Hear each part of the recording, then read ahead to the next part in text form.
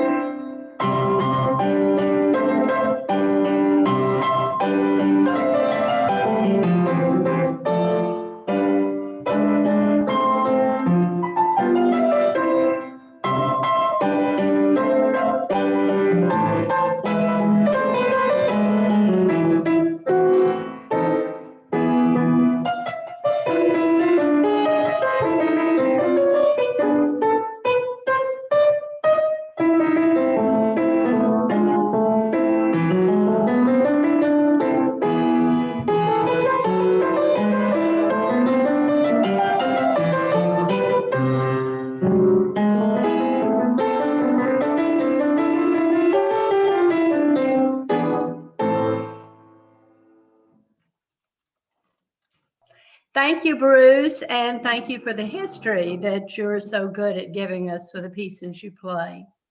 Good morning and welcome to the Treasure Coast Unitarian Universalist Congregation in Stuart, Florida. Today is March 21st, 2021. My name is Janet Rader and I will be your worship associate today. We are really happy to have Reverend Ed Proulx in our pulpit today. Reverend Proulx is serving the First Unitarian Universalist Congregation of the Palm Beaches as interim minister from 2020 through 2023. He came to that congregation after a 25-year career in pension services, working mostly for banks in Connecticut, New York, and most recently in South Carolina. He and his wife, Francine, have 2 college-age daughters, who both still reside in South Carolina. His call to ministry is to, quote, walk with you as you experience the mysteries of being human. And a big thanks to those who are helping with the service. Bruce Ruby, our music director, our Zoom host, Corina Pelloni, and our backup, Janet Grode. We will mute everyone to avoid any noise in the background. Please remain muted. We are a welcoming congregation. We welcome people of all gender identities, races, ages, and backgrounds. Thank you for being with us today. We're holding Zoom services every Sunday at 11 a.m. To be put on our email list or to find out more information about us, go to our website at tcuuc.org. You'll get announcements in our Friday online newsletter and a midweek follow-up from the sermon. As you know, our church pledge drive is well underway and will be drawing to a conclusion soon. So please send in your pledge ASAP if you have not already done so. And a sincere thank you to those who have sent in their pledges, and many of you who have increased your pledges during this especially difficult time when many of our activities have been suspended and most of our expenses remain. Next Sunday, March 28th, is the date of our annual meeting following our Zoom worship service. Please plan to attend. At this meeting, we will install a new board president, Bill Falk, and a new member of the board, Tia Breeding. We will also vote on our proposed budget and prepare for the fiscal year. I will now light the chalice.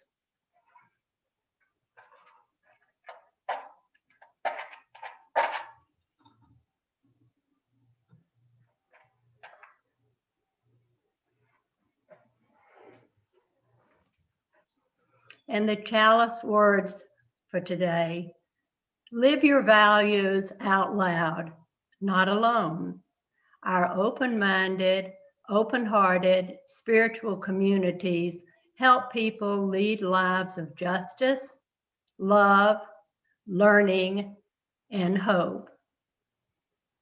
And now my opening words. Just recently, I have become acquainted from Reverend Pugh, who introduced me to Alandra Williams. She was called the founding member of Black Lives of the UU, a member of the UUA Board of Directors, as well as moderator 2017 through 2020. She died last year suddenly at the age of 41. Her words live on. And these are her words. We are the children of freedom fighters, visionaries, and radical liberal theologians. We are the phoenix rising out of the ashes of the McCarthy era and the civil rights, women's, and queer liberation movements. We are the survivors and beneficiaries of youth-led and youth-focused beliefs and programming that encouraged us to be change makers, boundary pushers, and institutionalists at the same time. We are and will be the ministers, religious educators, congressional presidents, organizers, and social change leaders our faith has led us to be. We wear our faith as tattoos on our bodies and in our hearts as testaments to the blood, tears, dreams, and inspirations of our community, ancestors, and elders. Our music director will play and sing hymn 211, We Are Climbing Jacob's Ladder. Zoom is out of sync for music, so please mute yourselves, but do sing joyfully. Hymn 211.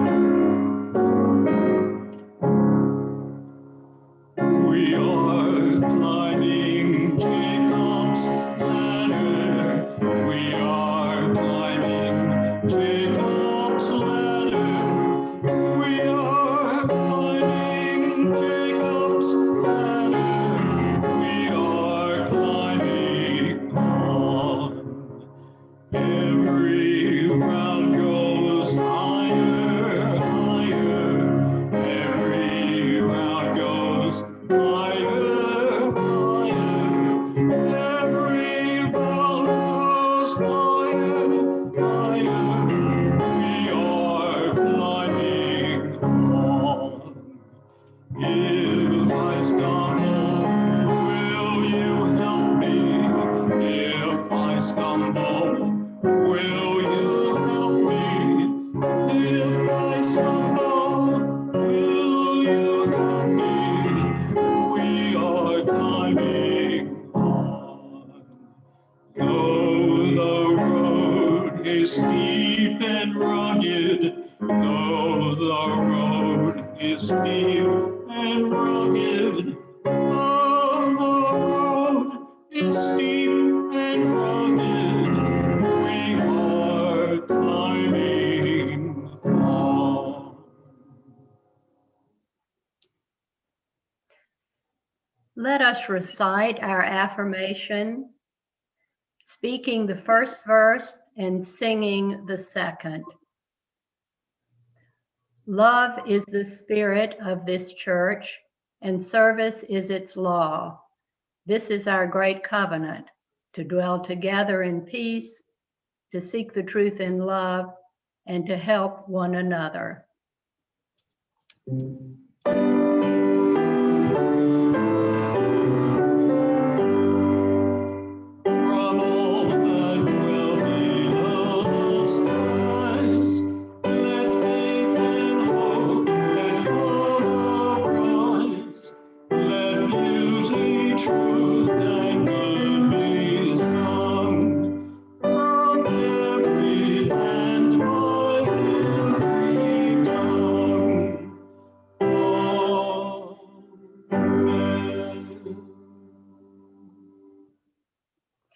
Reverend Proulx will now lead the time for all ages.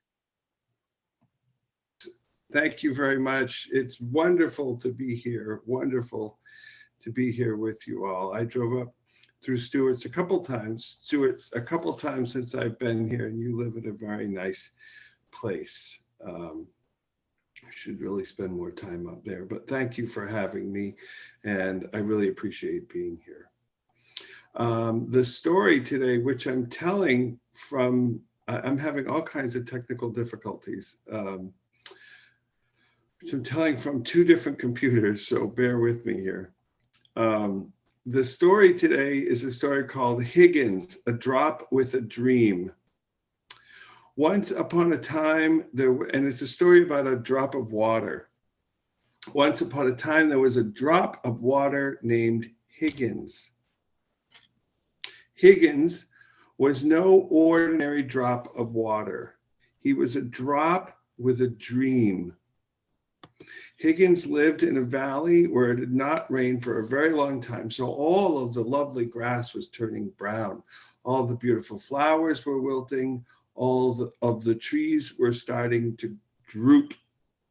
Higgins had a dream that one day the valley would be a beautiful place again, but what could he do about it? He was only one drop of water after all. One day, Higgins decided to travel and tell others about his dream. All the other drops listened very politely, but no one believed that his dream would ever come true. Higgins, one drop said to him, "Get your head out of the clouds. You can't spend your whole life dreaming."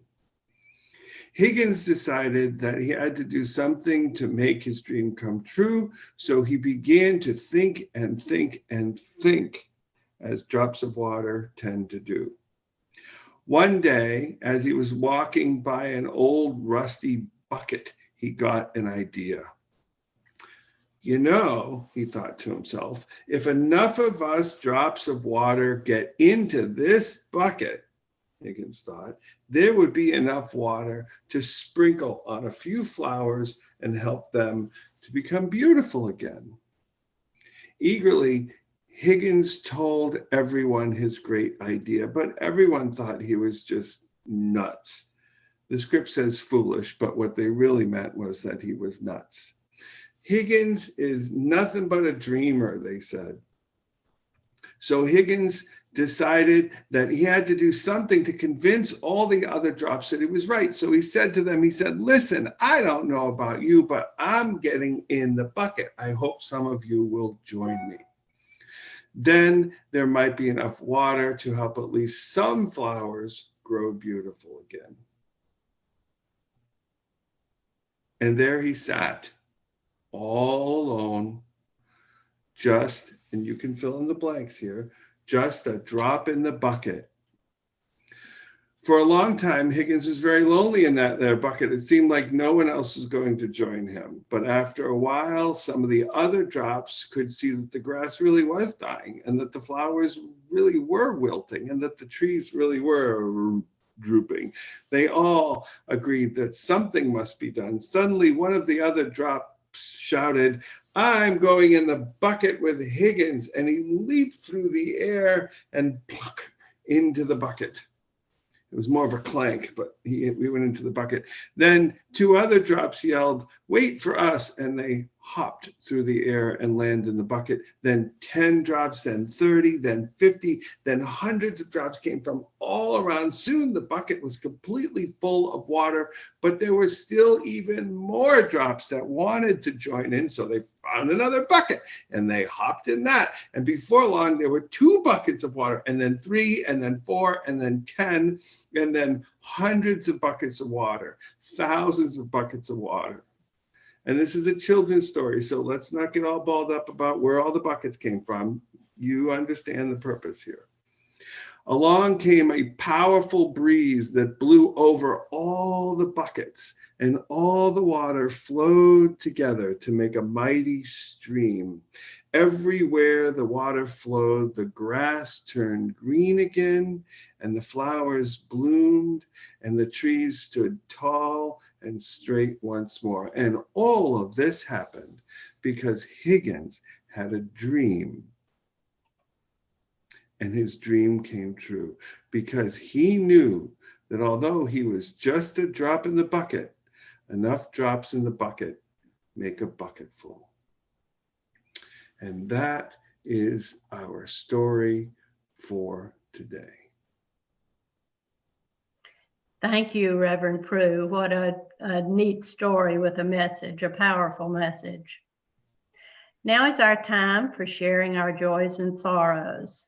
This is a special way for us to get to know each other a little better, I feel, to share in your special joys and to know how we also might be able to share in the sorrows in your life. I will move a stone in our symbolic river to mark each joy and sorrow. Please keep your joys and sorrows brief. Raise your hand to share, and we will unmute you to speak. Janet, if you would move one more stone for me, and let that stone symbolize, you've already moved one for the joys and concerns that have gone unspoken. Let us move one more for the joys and concerns that are no longer known to us or forgotten. And let us carry this sacred moment of connection and peace and community with us as we venture into our days. Let us take a moment of peace and a moment of silence to be with these joys and concerns and be with the members of this community and the community beyond these doors.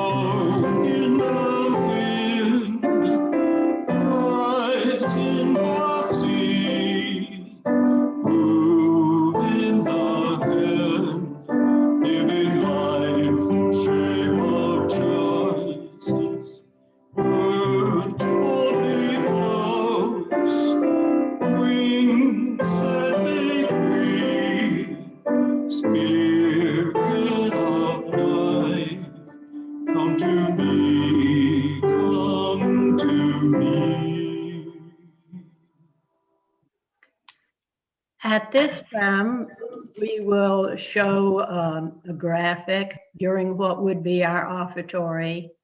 If we were in our sanctuary at this time, the offering would be taken. And I'm wondering, why do you suppose this is done, since many of us send in our pledges with a check and do not, count on the offering being passed? But my thought is that this is a time to recognize publicly the value of this place at this time and these people around us in our lives. As we've said, our annual pledge drive will wind up soon. I invite you to join others in recognizing the value of this place and these people with your offering. Contact information is printed in the virtual bulletin. Now Bruce will play the offertory.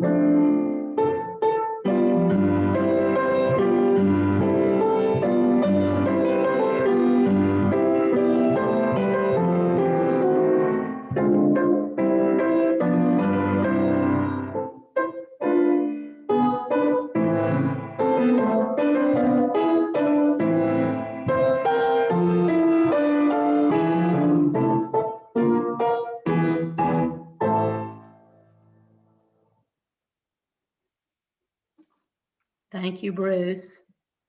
Now we will go to Reverend Proulx for the sermon. Good morning once again, everyone. What a wonderful day to be here as your pledge drive ends. It's a wonderful time of year, the end of the pledge drive, isn't it? It's the beginning of a little bit of a tense time, and made tenser throughout, as we heard about Vero, as we heard about other churches, made tenser throughout Unitarian Universalism. So I love to hear the calmness in your voice.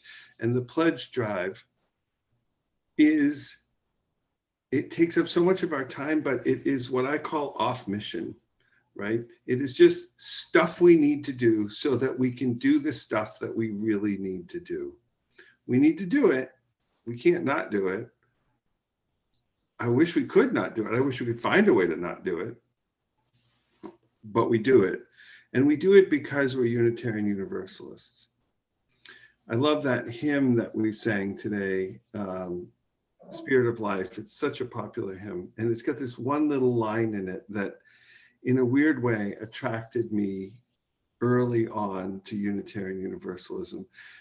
And this one little bit of a line that says, giving life the shape of justice. Have you ever thought about those words? Like, they just sort of flow, right? They're words to a song. So they're in some ways, we all know the song because we all know the song. But in other ways, when you really think about that song, it's a lot deeper and thicker than maybe we think it is just by singing it. And I think that's what the purpose of this sermon is today. The purpose of this, not the sermon is about the 8th principle, right? The sermon is about the 8th principle. And what I'm going to do is I'm going to tell you about the 8th principle, and then I'm going to give you some of my own thoughts on the 8th principle and what you should do with it now that you know. But the purpose of the 8th principle and the purpose of what we do here is to give life the shape of justice, isn't it? So the 8th principle, many of you are probably thinking to yourself right now, there are only 7 principles. Is this guy really a UU minister? yes, really a UU minister. Still have to pinch myself every now and then, but really a UU minister. And there aren't 8 principles. There are only officially 7 principles and 1 proposed principle, a principle. I used to be able to do that better. A principle is what I call it. A proposed principle, the 8th principle. Let me read it to you right now. It's a little bit longer than the other principles, so hold on. But it's important that you know it because there's going to be a lot of talk about it, especially in the next 15 minutes, but there's going to be a lot of talk about it moving forward as well. The principle goes, it's same prelude, obviously. We, the member congregations of the Unitarian Universalist Association, covenant to affirm and promote, really important words, affirm and promote, journeying towards spiritual wholeness by working to build a diverse, multicultural, beloved community by our actions that accountably dismantles racism and other oppressions in ourselves and in our institutions. So working toward a spiritual wholeness by working to build diverse, multicultural, beloved communities by our actions that accountably dismantle racism and other oppressions in ourselves and in our institutions. No problem, piece of cake, right? Well, let me just remind you that every year when we celebrate Martin Luther King Day, one of the things that we Unitarian Universalists love to do is we love to hear the I Have a Dream speech. But let me just remind you that that was over 50 years ago, and we still dream in that same dream. Eventually, that dream has got to come to some sort of reality. I, myself, am so tired of talking about the dream. Many churches like to see the dream as a call to imagine a world that is this or that. I personally am done imagining. I'm just going to act as though we're done imagining. I'm just going to behave in the best way I can and to listen to when I'm called out and to listen when I'm called in and to appreciate as much as I can. It's hard work. You may not notice, and I've never been here in your congregation before, but throughout Unitarian Universalism, many ministers, many churches are including more and more readings and hymns and songs from Black, Indigenous, and people of color. I hope that you are also centering these hymns and readings and songs long after I'm gone, and hopefully you're centering them before I got here. Not because you feel some obligation to do it, but because they're so deep and so rich. But this is not a sermon about decentering whiteness. This is not a sermon about whether the principle is right or wrong, this is a sermon about the principle itself. So it's not yet a principle. And the other thing is I'm assuming here in my talk that we are all over the place on this. We are all over the place from, this is the first time I'm hearing about this, to, yep, been there, done that, already taken the class, and I'm already working on it. So I'm trying to address you all. And that's quite difficult. So let me just basically say on the upfront that the way I try to structure my progression when you're learning something new, I like to bring people through 3 steps, 3 very important steps. And the steps are say what, so what, and now what. Say what is basically, do we understand each other? So what is, now that we understand each other, why should I care? And now what is, now that I care, what should I do? So I will say that where I normally try to balance with my sermons between say what, so what, and now what, this one is super heavy on the say what. The purpose of this is really just to bring us all up to the same page. So let's take a look at our new friend, the eighth not principle, the Proulx principle, and let's look at it for a minute vis-a-vis the other seven. So one thing that is, there are two really main ways that the eighth principle is different. And to first understand that, you have to have a little brief insight into the way I look at the other seven. And that is that each of the other seven have both prescriptive and descriptive elements to them. All of the other seven principles talk about the is and the ought of humanity, of what it means to be human, okay? And if you go through them, you'll find that. If you go through them slowly enough, you'll find some is and some ought in most of them. This one's different though, because this one's 100% prescriptive. It's 100% ought. There is some is in it, but for the most part, the is, not for the most part, entirely the is implied.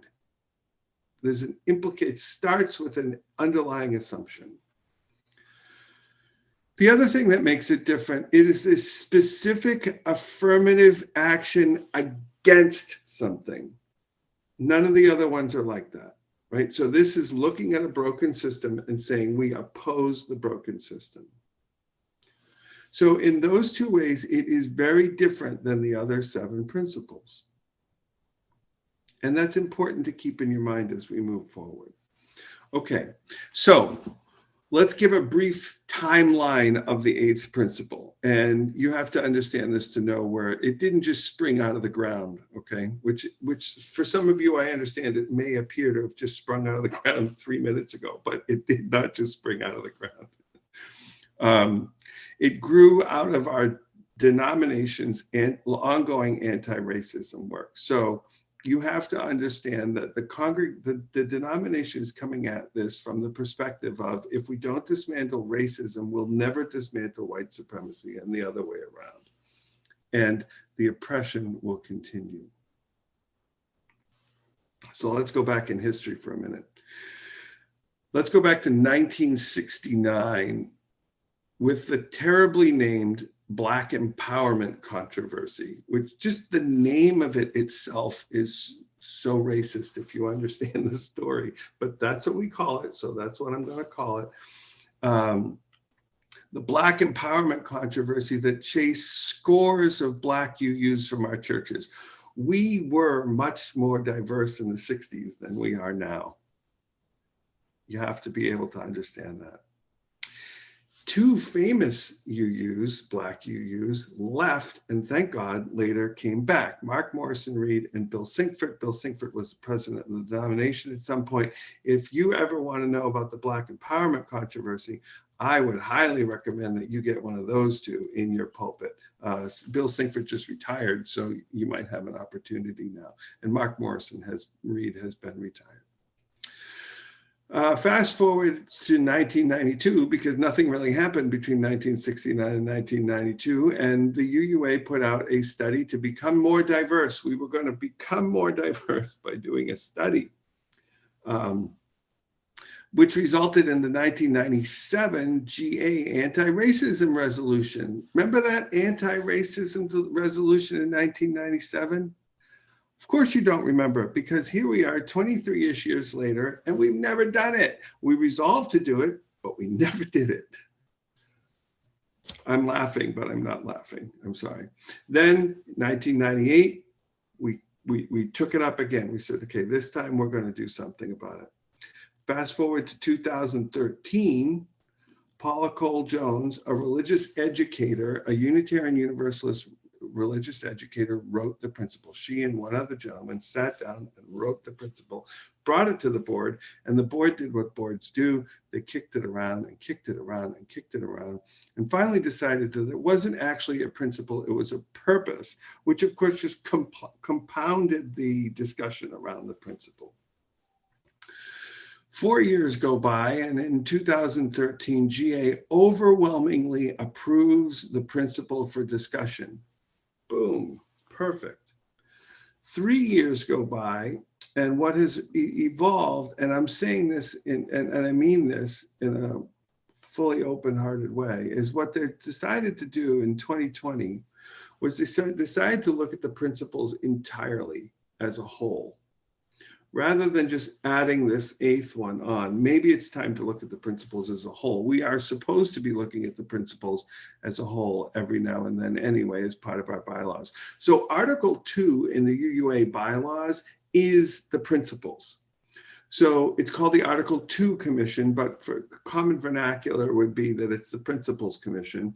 And what they're looking at is, they're probably not going to adopt the 8th principle as is, because they might change the principles in their entirety.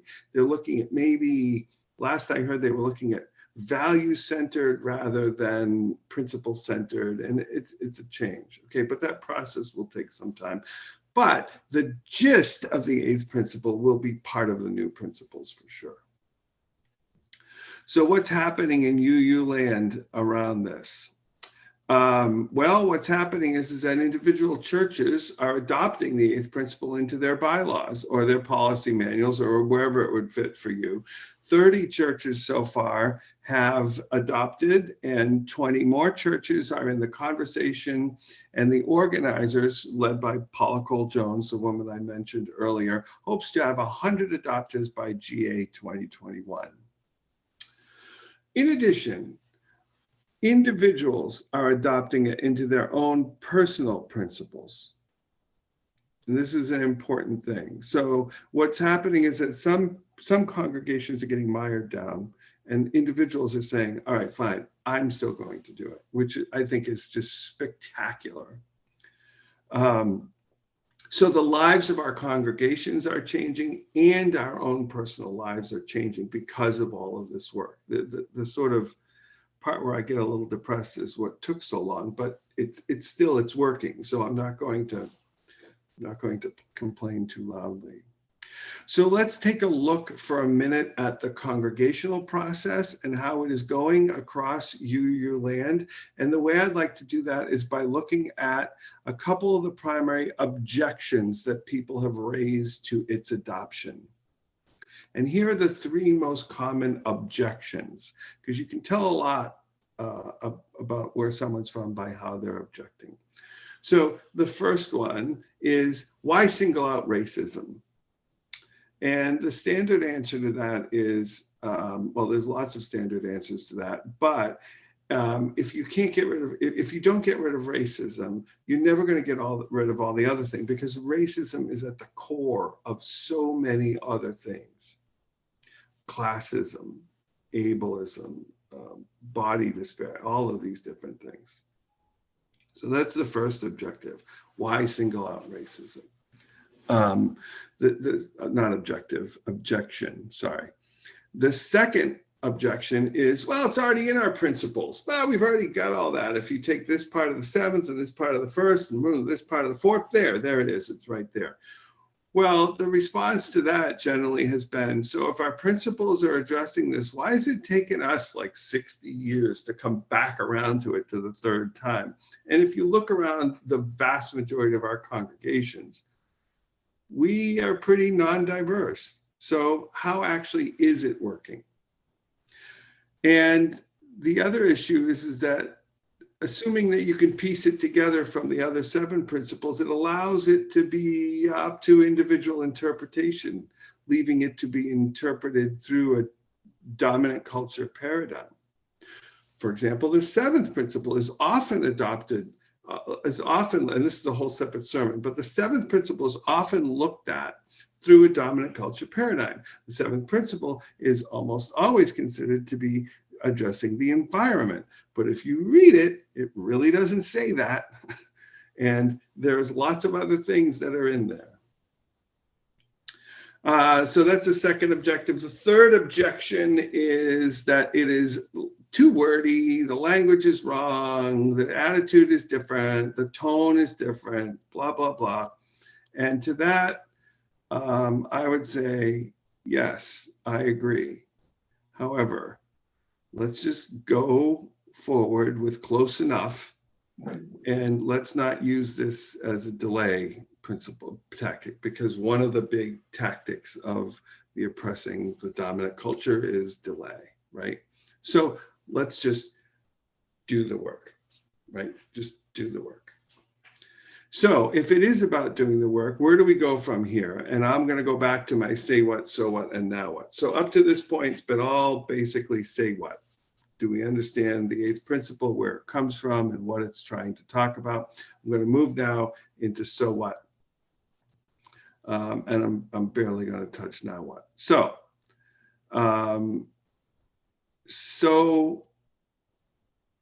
and I will say that my so what and my now what are usually more collective brainstorm activities, but in this case, due to the complexity, I'm just going to allow my thoughts to serve as a proxy for an actual so what discussion, just to get us through this initial sort of getting us all on the same page.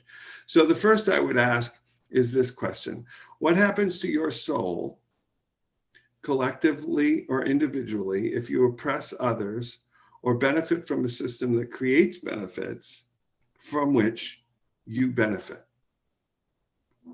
What happens to your soul, again, collectively or individually, if you are aware of these oppressions and benefits? And more importantly, what happens to your soul if you're intentionally unaware of them, right? So that's what this principle really does, is it rings a bell that you can't unring, right? If change is constant in our congregations, and our congregations are designed, at least on the surface, to be perpetual, then our congregations will change. We are the ones who will build, right? We are the ones who will rebuild. We are the ones who will remodel or renovate. Or are we the ones who will choose not to build, not to knock down, not to rebuild, not to remodel, or not to renovate? The choice is ours individually, and it's ours collectively. Or maybe that's the other way around, right? It could be the other way around, but it could be ours collectively and then individually, maybe, I guess. But either way, we will need to make choices, both individually and as groups and congregations. And if you are considering undertaking this work, either individually or as a community, I would like to offer you 4, as I see them, risks. This is not an exhaustive list, but I figured 4 off the top of my head was probably a pretty good place to start. So here are the 4 risks to doing this. The first risk is a risk that's almost exclusively a risk to doing it collectively. And that is that you may be a checkbox, right? That this work may be a checkbox. That's one of the problems with welcoming congregation and green sanctuary, right? There's a difference between becoming welcoming or becoming a green sanctuary and becoming more multicultural and remaining welcoming, green, or deepening in multiculturalism, right? So what can tend to happen, what we've seen from the welcoming and what we've seen from the green congregation is this: check, done, good, off it goes, and that's it. And then 10 years later, there's only 3 or 4 of you in the congregation who even remember doing the welcoming congregation thing. But that label's still there on your website, but are you really a welcoming congregation? I don't know, you'll have to decide that on your own. The real task here is not adopting the principle, but choosing to walk your talk forever. And to do that, we'll need to change both our walk and our talk. And that sort of is the same risk. It's a restating of the risk, but it adds the forever part. It's a restating of the first risk. And the second risk is, the third risk rather, is a risk of what I call starting and stopping risk, which I don't know if it's worse than not doing it at all, but I'm going to throw it out there. So if you're going to look at doing it as a community, I would highly recommend that you don't do it as a community unless you have wide acceptance of the work. A commitment to put most of your other projects on the back burner. This is what I was saying about the pledge drive, right? We have to do it, but it's so off mission. That's not why we're here. You need to have money to do it. It's going to cost some money to do it. You have to have strong ministerial support. For a small congregation like you, that could come from your own minister. It could come from the district. You could get someone to help you with just this one project. You need strong lay leadership. You need a well-defined curriculum and path to completion. When are you going to know that it's okay to stop?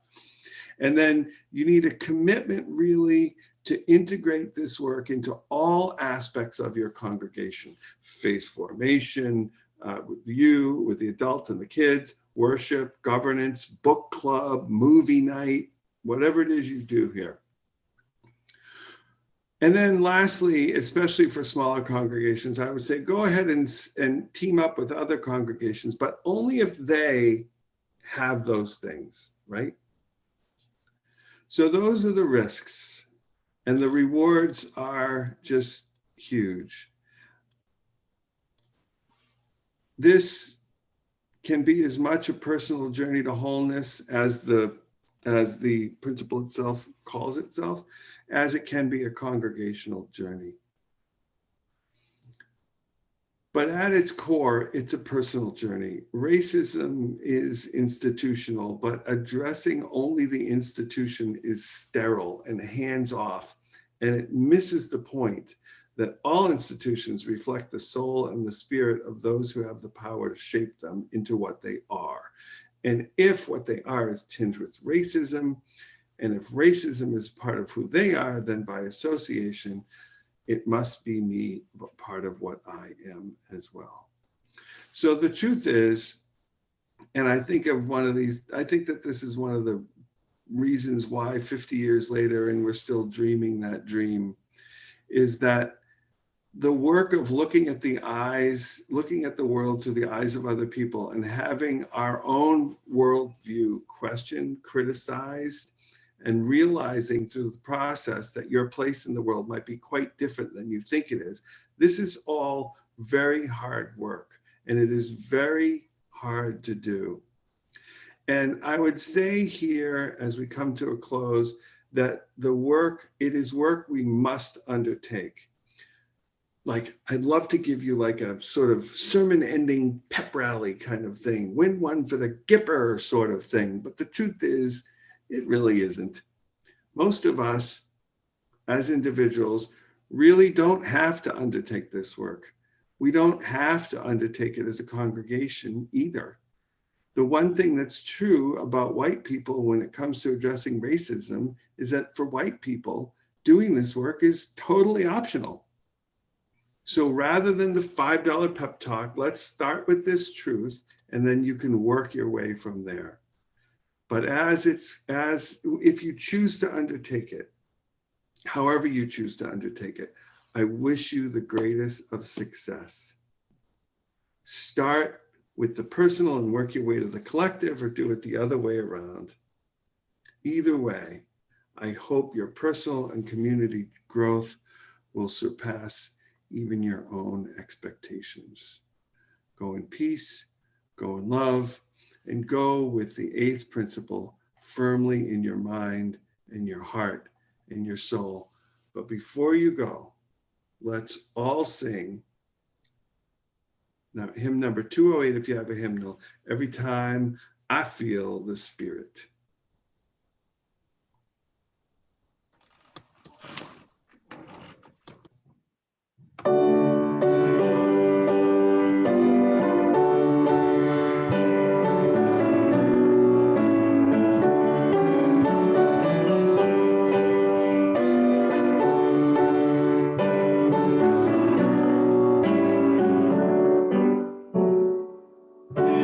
I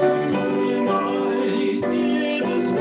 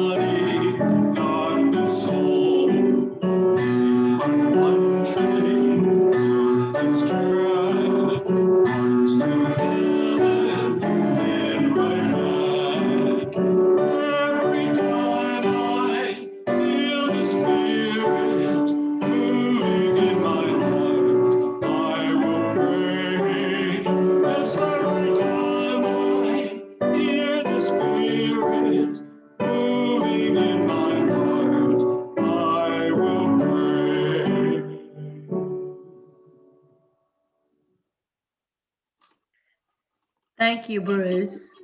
And thank you, Reverend Proulx, for many people, and certainly for me, this is an introduction to the eighth principle. We wish that Reverend Proulx could stay with us in coffee hour, but I believe he has a meeting he has to go to unless he can stay very briefly. But thank you again for being with us.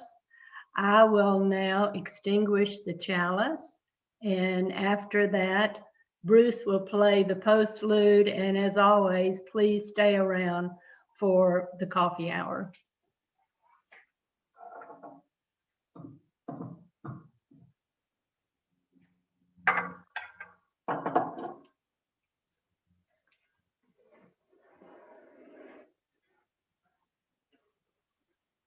I have extinguished the chalice, and may the light stay in your hearts and with each of you.